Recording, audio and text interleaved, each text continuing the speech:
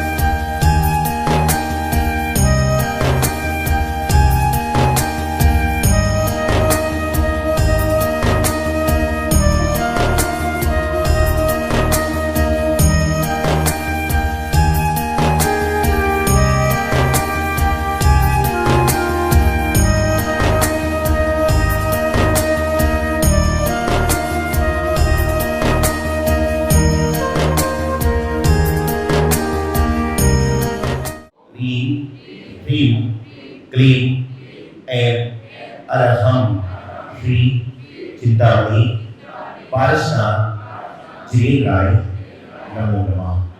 देवरी चिंतामणि पारसनाथ भगवान की, चिंतामणि पारसनाथ भगवान की, चिंतामणि पारसनाथ भगवान की, श्री वाली बाबा की, विश्व महावीर भगवान की। एक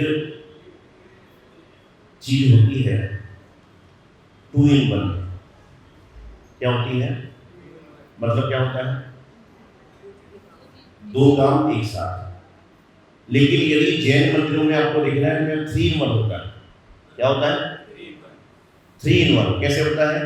जिनवाणी खुड़ी है, माला चल रही है और साथ में महाराज जी का प्रदर्शन हो रहा है। मतलब एक साथ में 3 काम।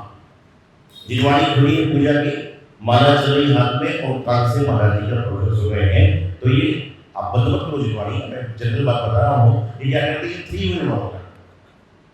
अब जब परमात्मा आपको नंबर देने आएंगे तो नंबर किस चीज के देंगे? पूजा के, माला के, गुरुवाणी सुनने के। किसके नंबर देंगे आपको बताइए? नहीं, ऐसा कुछ तो देंगे यार। जो मिठाई की दुकान में पहुंच गया, मिठाई खाए ना खाए लेकिन नाक में सुगंध मिठाई की तो आ रही है। तो परमात्मा जब नंबर देने आएंगे तो आपसे पूछेंगे किसका नंबर चाहिए, तो क्या बोलोगे? किसका नंबर चाहिए? माला का, पूजा का, गुरुवाणी का, क्या चाहिए? क्या बोलोगे? नहीं, वहां 3 का नहीं मिलेगा और 50-50 वाला बंदा नहीं है। तो क्या होगा? भगवान कहेंगे कि मैं नंबर देना चाहता हूँ लेकिन मैं नंबर इसलिए नहीं दे पा रहा हूँ कि मैं तीनों के नंबर दे सकता हूँ। कॉपी में लिख देंगे कि तुमने बहुत अच्छा काम किया लेकिन अगली बार और अच्छा काम करो और एक बार काम करना, तो काफी कोरी रह जाएगी, नंबर नहीं मिलेगी। आज एक लंबे फैसले के बाद पुरुष आदिनाथ भगवान की समुद्र में बैठने का अवसर प्राप्त हुआ और संयोग के साथ गुरुवार भी है और गुरुवार के दिन आदिनाथ भगवान की विशेष आराधना। तिथि पूर्णिमा गई। वैसे तो गुरु पूर्णिमा चंद्रमास की स्थापना के पूर्व आसपास होती है, लेकिन गुरुवार और पूर्णिमा होने से क्या होता है? गुरु पूर्णिमा हो जाएगी। वैसे तो दिल्ली का पहले का नाम क्या था? इंद्रप्रस्थ। तो कहना चाहिए इंद्रप्रस्थ से इंद्रपुर की यात्रा चले ही की, इंद्रप्रस्थ से चले और इंद्रपुर आगे आदिनाथ भगवान की। आज सुखद संयोग है कि उत्तर प्रदेश में आदिनाथ भगवान के दर्शन, साथ ही साथ में रीम का निर्माण भी यहाँ हुआ है, वहाँ पे 2400 भगवान के दर्शन संग हुए। जीवन में प्रभु दर्शन की महिमा क्या है, गुरु दर्शन की महिमा क्या है, सत्संग स्वाध्याय की महिमा क्या है, आपको पता है? जीवन में प्रभु दर्शन करने से, गुरु दर्शन करने से, सत्संग करने से क्या मिलता है पता है? किसी को मालूम है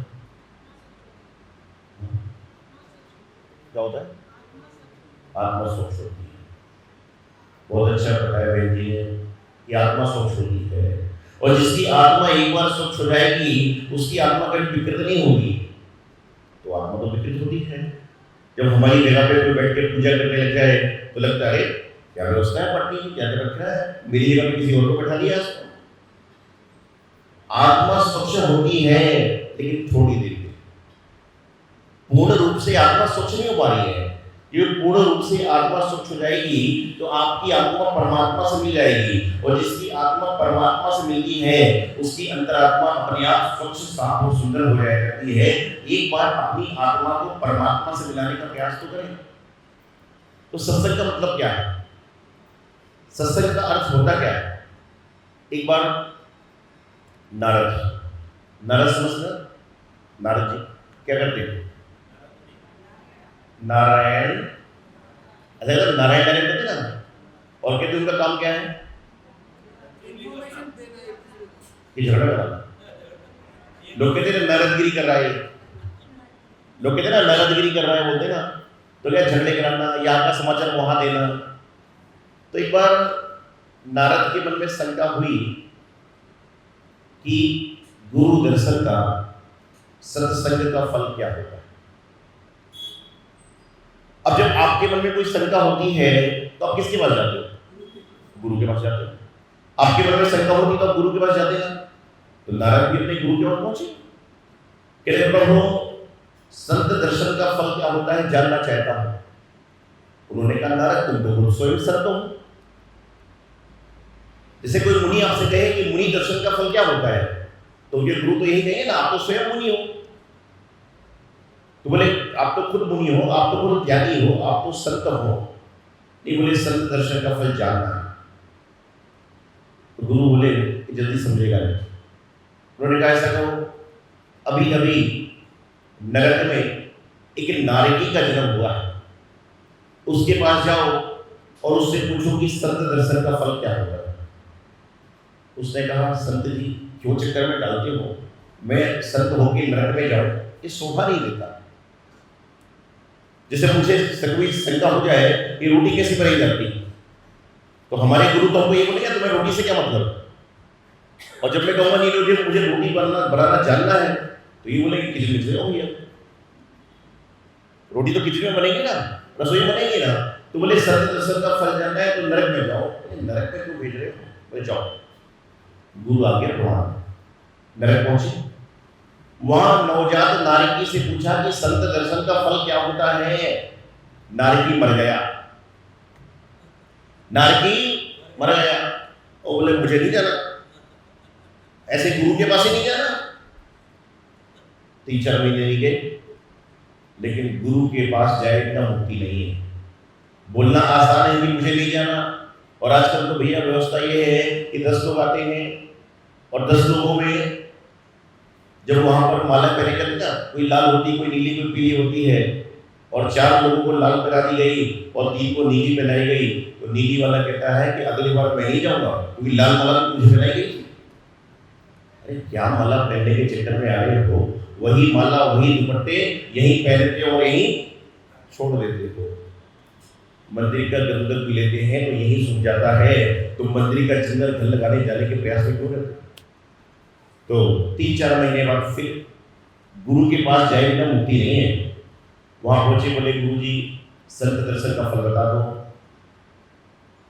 बोले काम करो, अभी अभी एक पेड़ के, पीपल के पेड़ पर एक तोते के बच्चे ने जन्म दिया है, उससे जाकर पूछो कि संत दर्शन का फल क्या हो।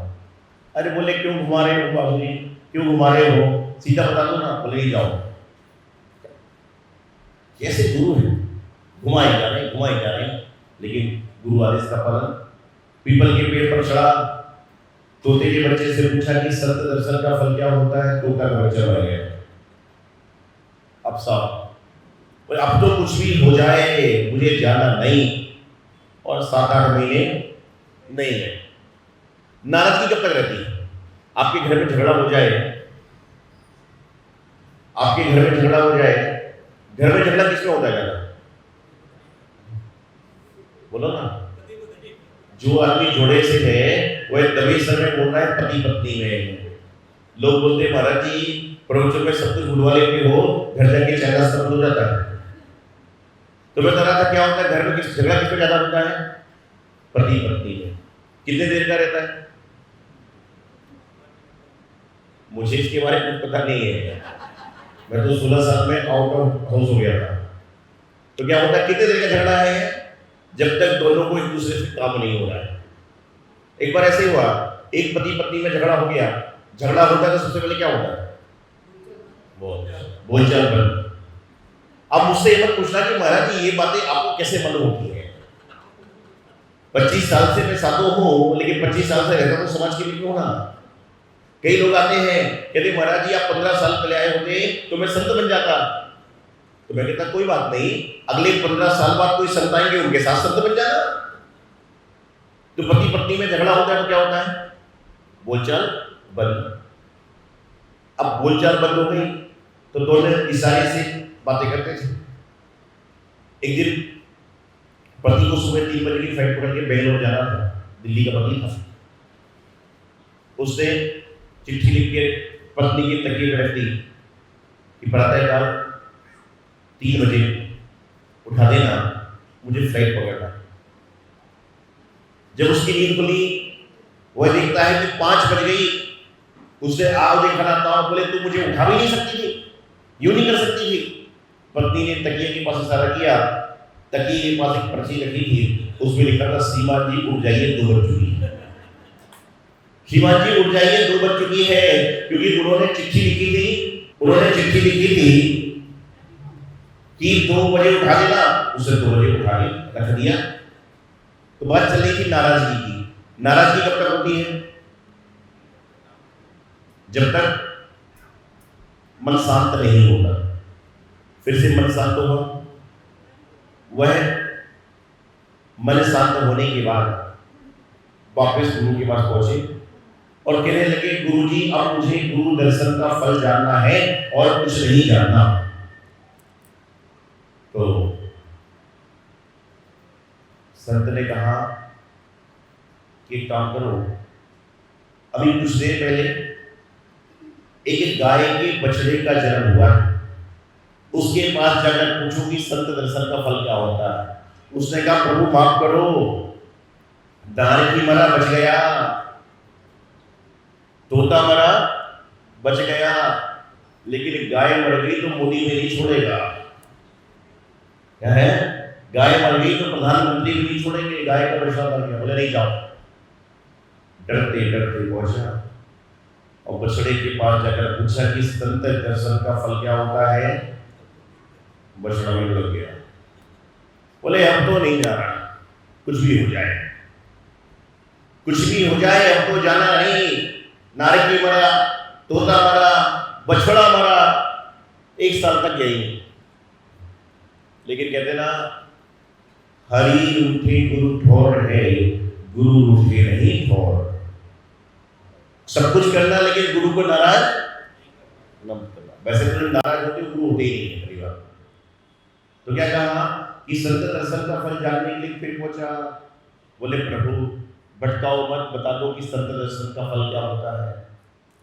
तोता मर गया, नारकी मर गया, बछड़ा मर गया, अब तो बता दो। उन्होंने कहा ऐसा करो, अभी अभी कुछ समय पूर्व, कुछ दिनों पूर्व एक राज्य में राजा के यहाँ पर 18 साल बाद पुत्र की उत्पत्ति हुई है। उससे जाकर पूछो कि संत दर्शन का फल क्या होता है।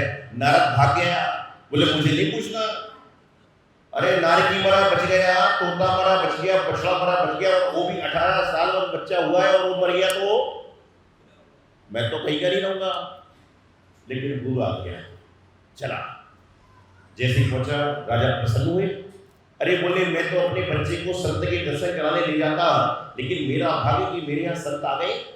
जैसे आपके यहाँ कोई बच्चा होता है, आप 40 दिन के बाद क्या करते हो? नमो कराने मंदिर ले जाते हो, और यदि उसी समय आजू बाजू संत का आहार हो जाए तो आप तो अपने पुण्य के मूल्य समझते हो।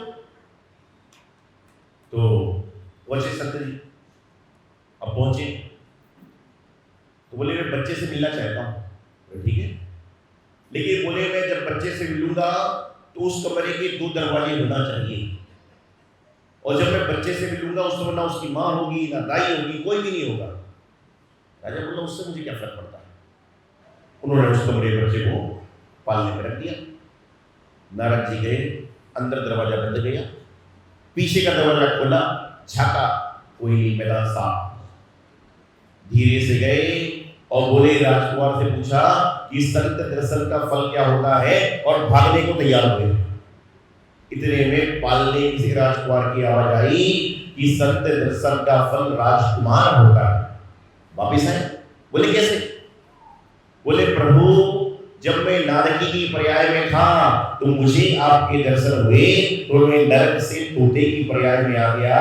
जब मैं तोते की पर्याय में था तो मुझे आपके दर्शन हुए, मैं गाय की बछड़े की पर्याय में आ गया, और जब गाय की बछड़े की पर्याय में आपके दर्शन हुए तो मैं राज्य का राजकुमार बन गया। ये संत दर्शन का फल हुआ। ये सत्संग का संत दर्शन का फल हुआ करता है कि संत दर्शन से नारकी भी राजकुमार बन जाता है, तो कोई बड़े आश्चर्य की बात नहीं। और संत दर्शन को पाने के लिए, संत दर्शन को लिए दुनिया तरसती है। और ये तो जो अभी आना संघ का हुआ है ना, वो क्यों हुआ था?